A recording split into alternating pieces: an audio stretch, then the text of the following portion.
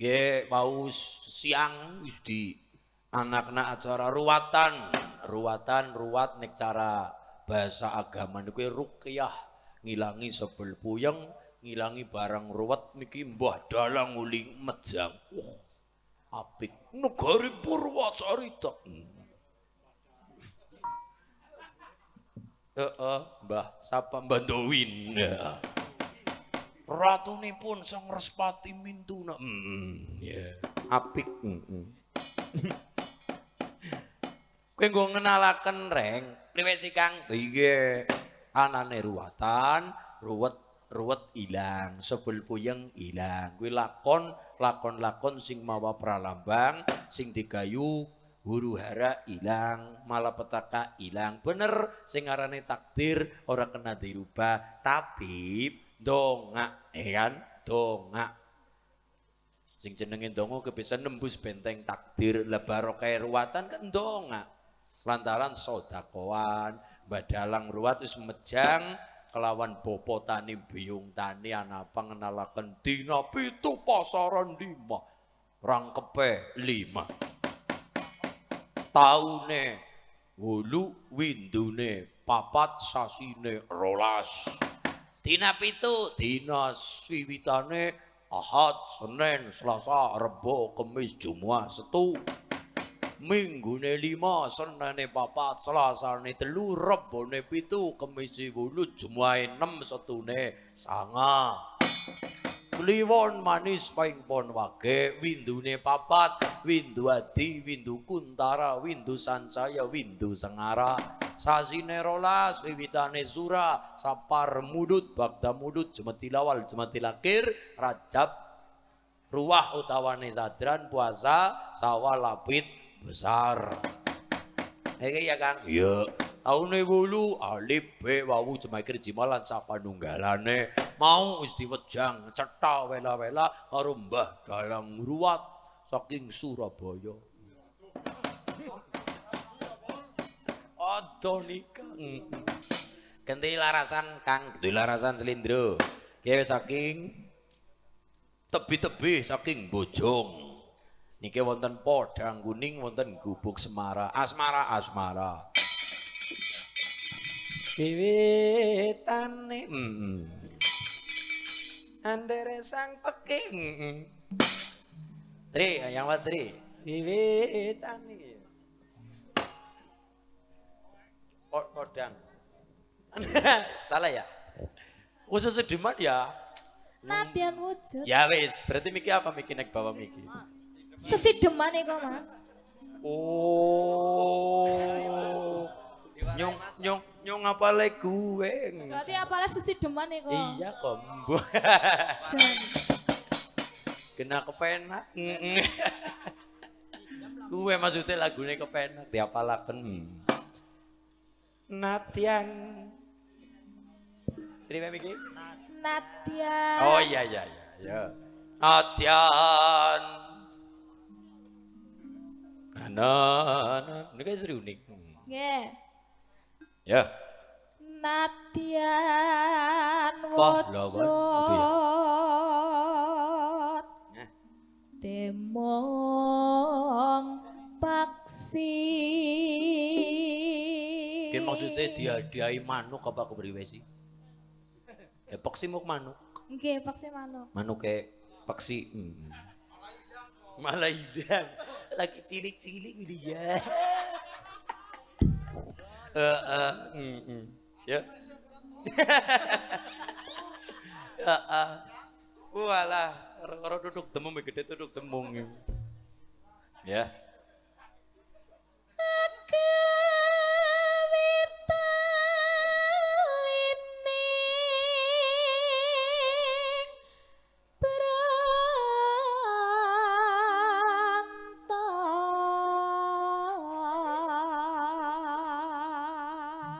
Iki garis uceng kayaknya.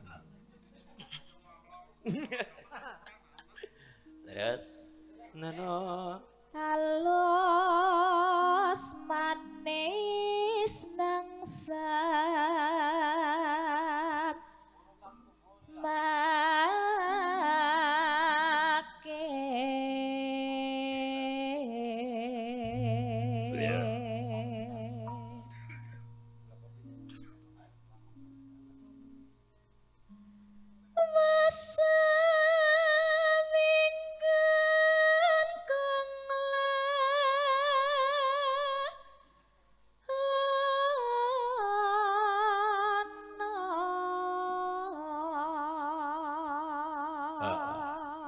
Terus kayak golek isi podang kuning. Ya. Nggih. Terus nggih. Goleki Golek isi podang jenar.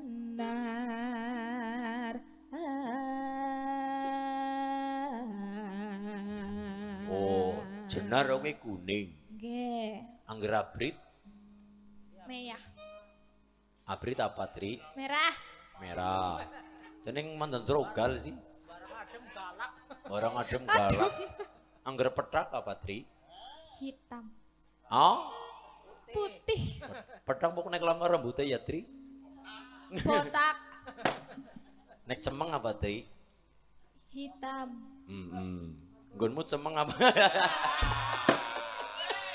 Rambutnya. Mancing-mancing, Ratri. Pertanyaanmu Kang. Ambigu. Kalau ordomu nak krungu dewek. Golek isi podang jenar. Terus? Ibu bunga henga tiku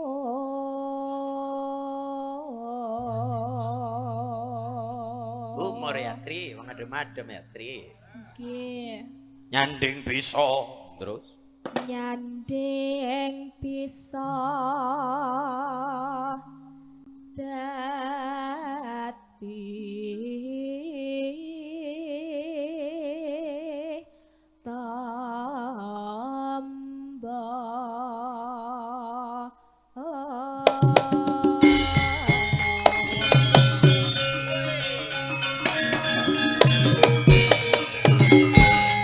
Meraino sumubang. Kate netrane nganggaramu. Aduh. Pengin nyong belajar ngempul. Gung gung gung gung gung gung gung gung gung gung gung gung. Iya kok, ha? Seneng enem. Ora bisa sangar, ora bisa bubar. Ya. Ya. Kawan ning omah wis ora krasa keluyuran golek sing tak sayang nambah kopeng pinteran kok goleki ora krasa esok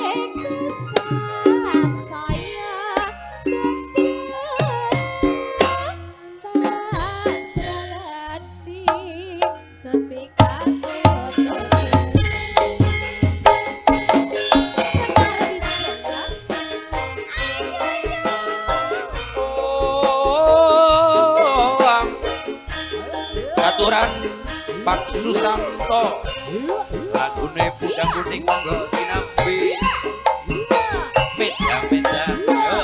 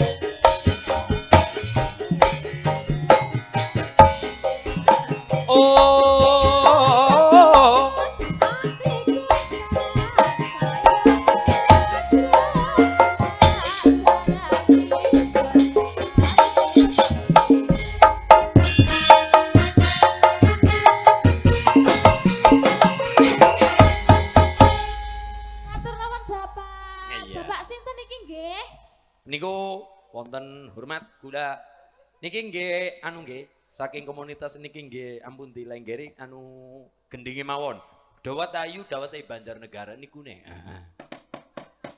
Rendro dikur yung anu yung dikur-kur yung niki hormat katuran komunitas ikan hias Sirukun lan sedaya sekukuban Kali Bening nggo gendingi mawon ya dawet ayu dawet Banjarnegara seger hanya selegi apa iya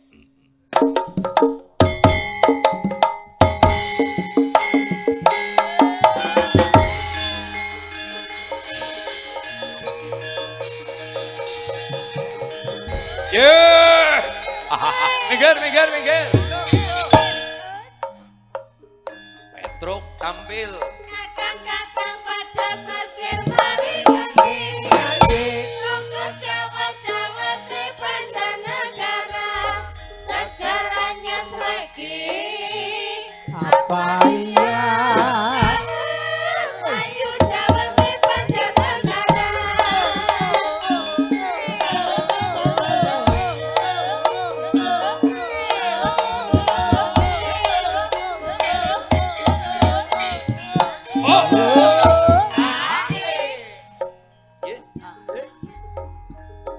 Kakang-kakang pada pasir Mari ngendi nyanyi Tuku dawet-dawet di Banjarnegara Segaranya selagi Apa iya Dawet, ayu dawet di Banjarnegara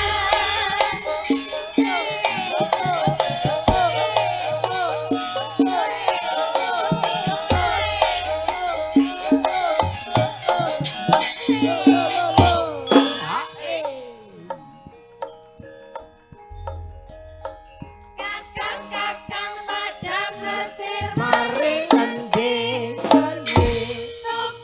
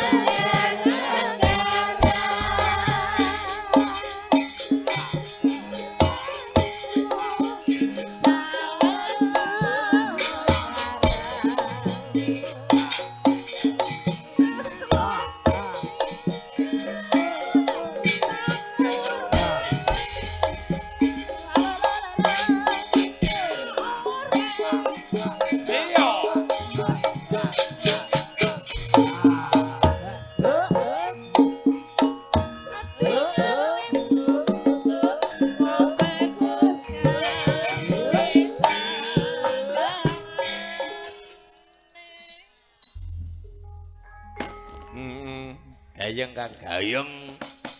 Kakang padha plesir mari ngendi mlak tukeng. Dawet ayu dawete Banjarno kebrungu plak.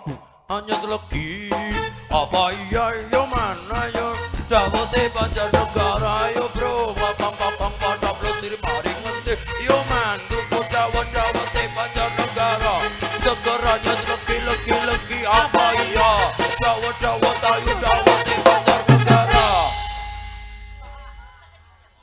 Oh ya gue. Ayo, kubaku.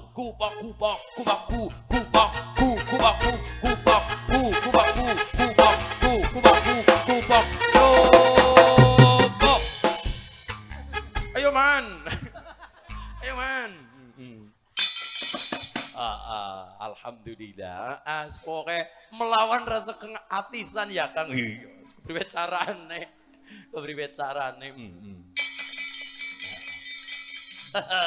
Yo diparingi pungkasan tombo kangen kaya padatan nggo nambani kangenku karo Mas Lurah, Mas Carik lan sedaya para kadang-kadangku dulurku kabeh aning Kali Bening Wanayasa munggah mudhun nganti Pekalongan Sekukuban. Maturun sanget segete nemu matur ging panuwun. Salam sehat, salam seduluran, muga-muga saestu berkah.